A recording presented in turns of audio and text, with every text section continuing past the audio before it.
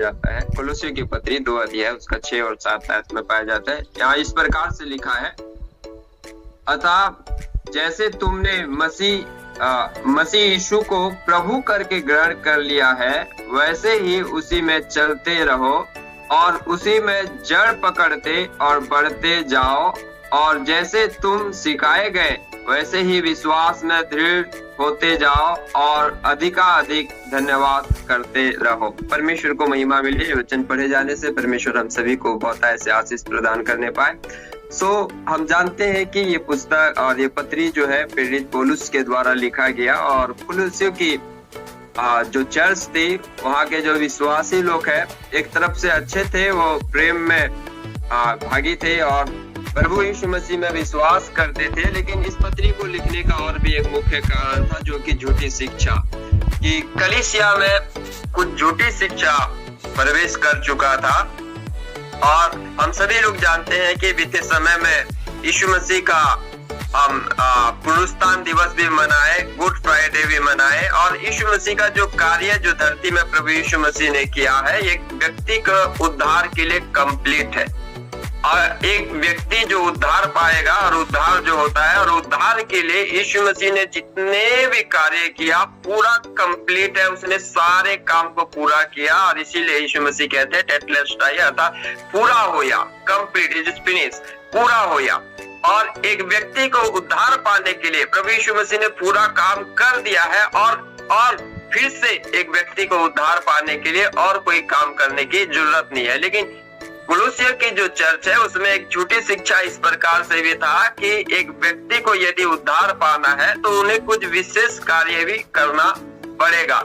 और विशेष कार्य क्या है? वो तो कुछ पुराने नियम के जो पुस्तक है और पुराने नियम के कुछ विधि है, उस विधि को भी मानना पड़ेगा, साथ ही साथ खतना भी कराना पड़ेगा। ऐसे कुछ विशेष कार्य करना पड़ेगा यदि एक व्यक्ति को उद्धार पाना है बोल के झूठी शिक्षा उसमें प्रवेश कर चुका था। और कुछ शिक्षक लोग थे इस प्रकार का शिक्षा देते थे, जिसके विरोध में प्रभु के दास प्रेरित पौलुस ने इस पत्री को कुलुस्सियों की चर्च के लिए लिखा। और केवल एक कुलुस्सियों के लिए चर्च के लिए नहीं है, परंतु हम ये सभी के लिए ये पत्री मान्य होता है और लागू होता है। और जिसमें उन्होंने कुलुस्सियों के लोगों को समझाने का ये प्रयास किया कि अर्थात जैसे तुमने मसीह यीशु को प्रभु करके ग्रहण कर लिया है, वैसे ही उसी में चलते रहो और उसी में जड़ पकड़ते और बढ़ते रहो। आमीन। प्रभु को महिमा मिले। मेरे प्रियो, एक पेड़ का मजबूती वो कितना बड़ा है, कितना घना है या कितना ऊंचा है, उस पे नापा नहीं जाता। एक पेड़ का जो मजबूती होता है कि एक पेड़ कितना मजबूत है बोल के उसका बढ़ोतरी या उसके ऊंचाई या उसके फैलाव से नहीं नापा जाता, परंतु एक पेड़ का जो मजबूती है उसके जड़ से नापा जाता है कि उसका जड़ भूमि में और मिट्टी में कितना गहराई तक घुसा हुआ है और कितना गहराई तक उसका जड़ है बोल करके ना। तो एक पेड़ में 2 भाग होते हैं, रूट और शूट, ऊपरी भाग और निचली भाग। एक पेड़ का जिस प्रकार का गहराई उसके अंदर से, भूमि के अंदर से जड़ कितना मजबूत से बसा है बोल के नापा जाता है। इस प्रकार एक विश्वासी का ऊपरी भाग से हम कभी नहीं कह सकते कि ये विश्वासी और ये प्रभु के जान है, ये प्रभु के लोग प्रभु में कितना मजबूत है बोल के। वो बाहरी रूप उनका कुछ भी क्यों ना हो, लेकिन अंदरूनी रूप से मसीह में जड़ पकड़े हुए रहना चाहिए। यदि आज हमारा जड़ मसीह में नहीं पकड़ा हुआ है तो किसी भी समय हम, उस समय लोग झूठी शिक्षा में गिर रहे थे, उस समय लोग विश्वास में गिर रहे थे, अभी भी कई सारे लोग गिरने का संभावना है।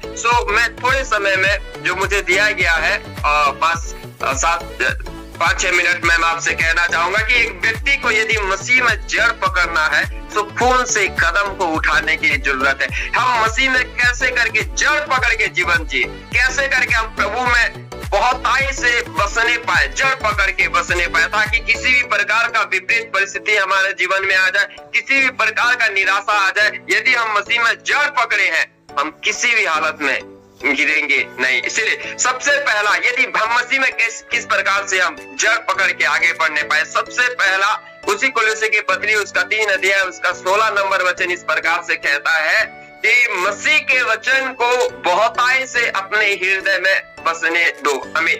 प्रभु के नाम को महिमा मिले। मेरे प्रियो, सबसे पहले यदि आप मसीह में जड़ पकड़ना चाहते हैं और मसीह में बढ़ना चाहते हैं तो मसीह के जो वचन है उसको हमारे हृदय में बहुतायत से बसने देने की जरूरत है। हमारे हृदय में बहुतायत से जगह देने की जरूरत है। क्यों पर मसीह के वचन को बहुतायत से बसने की जरूरत है? क्योंकि प्रभु यीशु मसीह ने कहा कि सूरज, चांद, आकाश सब टल जाएंगे एक दिन, सब एक दिन टल जाएगा, लेकिन व्यवस्था का वचन का एक बिंदु भी नहीं टलेगा। अर्थात एक समय होगा कि सब टल सकता है, सब गिर सकता है, सब हिल सकता है, परंतु परमेश्वर का जो वचन है वो कभी नहीं टलेगा। इसीलिए ना टलने वाला वस्तु को, ना टलने वाला वचन को आज हमारे हृदय में बहुतायत से बसने की जरूरत है, जगह देने की जरूरत है। केवल दिमाग में नहीं, बहुत लोगों के दिमाग में प्रभु का वचन रहता है लेकिन दिल में नहीं रहता है। दिमाग में तो शैतान हमसे ज्यादा कहीं रखा हुआ है। कई ऐसे अविश्वासी लोग हैं जो बहुतायत से अपने दिमाग में प्रभु के वचन को रखे हैं लेकिन दिल में बहुत कम लोग रखे हैं। आज मसीह के वचन हमारा दिल में बहुतायत से बसना चाहिए। दूसरी जो बात है, इफिसियों की पत्री उसका 6 अध्याय उसका 18 वचन इस प्रकार से कहता है कि हर समय और हर प्रकार से आत्मा में प्रार्थना करते रहो। यदि हम मसीह में बढ़ना चाहते हैं तो हमारे जीवन में प्रार्थना का एक जीवन होना है, और बगैर प्रार्थना के हम कभी भी मसीह में जड़ नहीं पकड़ सकते, ना ही मसीह में बढ़ सकते। इसीलिए किसी ने कहा है कि प्रचार और प्रार्थना में क्या अंतर है? What is the difference between preaching and prayer? प्रचार और प्रार्थना में क्या अंतर है? सो प्रभु के दास ने इस प्रकार से कहा कि प्रचार का मतलब होता है मनुष्य से बात करना, लेकिन परमेश्वर के बारे में बात करना। प्रचार का मतलब होता है कि मनुष्य से बात करना लेकिन परमेश्वर के बारे में बात करना। लेकिन प्रार्थना का अर्थ होता है परमेश्वर से बात करना लेकिन मनुष्य के बारे में बात करना। यदि हम आत्मिक जड़ पकड़ना चाहते हैं तो हमें प्रार्थना का जीवन हर परिस्थिति में, हर समय में, हर प्रकार से हमें प्रार्थना में, और वो भी कैसे? आत्मा में प्रार्थना करते रहना चाहिए, तभी जाके हम मसीह में जड़ पकड़ सकते हैं। तीसरा और अंतिम बात मैं कह के समाप्त करूंगा। तीसरा और अंतिम बात, कुलोसियों की पत्री में प्रेरित पौलुस जब इस पत्री को लिखते हैं, उनका पूरा संपूर्ण ध्यान, संपूर्ण जो फोकस है वो मसीह यीशु में लगाते हैं। वो कहते हैं कि मसीह यीशु ही सब कुछ है और सब कुछ मसीह यीशु में ही है। आज हमारे जीवन में एक उदाहरण देके समाप्त करना चाहूंगा। आज हमारे जीवन में हमने कुछ सेक्शन को, कुछ टिकट को और कुछ हिस्सा को चुन रखा है। उदाहरण के लिए अगर हम रेलवे में यात्रा करना चाहे तो रेलवे में अलग अलग टिकट मिलता है और उसका अलग अलग एक कोच रहता है ना। जनरल के लिए अगर कोच में बैठना है तो आपको जनरल का टिकट लेना पड़ेगा।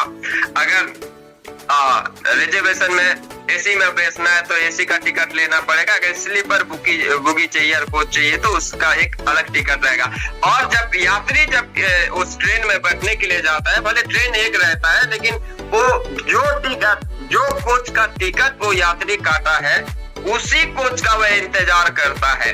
जनरल का टिकट है तो जनरल में चढ़ेगा, जनरल कोच का इंतजार करेगा। अगर स्लीपर का है तो स्लीपर में चढ़ेगा, अगर एसी का है तो एसी बुगी में वो चढ़ेगा, क्योंकि उसने उस टिकट को काट के रखा है। आज कई विश्वासी लोग, कई प्रभु के सेवक लोग, कई कलीसिया में संगति करने वाले लोग अपने जीवन में एक एक टिकट को काटे हैं। कुछ तो चंगाई के टिकट को काटे हैं, कुछ तो पवित्र आत्मा परमेश्वर का टिकट को काटे हैं, कुछ तो प्रार्थना का टिकट को काटे हैं, कुछ तो भविष्यवाणी का टिकट को काटे हैं। जब भविष्यवाणी होता है तब विश्वासी जितना भी नींद में रहे जाग जाएगा, प्रभु हालेलुया हालेलुया करेगा। जब चंगाई का सवाल होता है व्यक्ति जाग जाएगा, हालेलुया प्रेज़ द लॉर्ड करेगा। मेरे प्यारों, मैं आपसे कहना चाहूंगा, ना आप किसी चंगाई का, छुटकारा का, भविष्यवाणी का टिकट काटने, अगर ट्रेन जो बुगी का टिकट काटे हो उसी बुगी में आपको चढ़ना पड़ेगा। मैं हमेशा कहता हूँ आप बुगी को छोड़िए, ट्रेन का इंजन को पकड़ लीजिए। इंजन जिधर जाएगा सारे बुगी उसके साथ साथ में जाएंगे। सारे आशीषों का सोता, सारे आशीषों का भरपूरी केवल मसीह यीशु में है। अगर एक व्यक्ति मसीह यीशु को पा लिया, चंगाई, छुटकारा, भविष्यवाणी, आशीष सब कुछ उसके साथ में चले जाते हैं। हालेलुया। इसीलिए सारे चीजों का आशीष प्रभु यीशु मसीह है। यदि हमें मसीह में जड़ पकड़ने की जरूरत है, एक व्यक्तिगत रिश्ता मसीह के साथ में होने की जरूरत है। एक व्यक्तिगत रूप से हमें मसीह यीशु को जानने की जरूरत है। आज हमारे जीवन में सब कुछ का आशीष, सब कुछ की भरपूरी केवल मसीह यीशु है और मसीह यीशु में ही है। इसीलिए आइए हम एक साथ प्रभु यीशु मसीह में जड़ पकड़ते हुए जाए ताकि हम प्रभु की महिमा करने पाए। परमेश्वर इस छोटे से संदेश के द्वारा हम सभी को बहुत ऐसे आशीष देने पाए। सर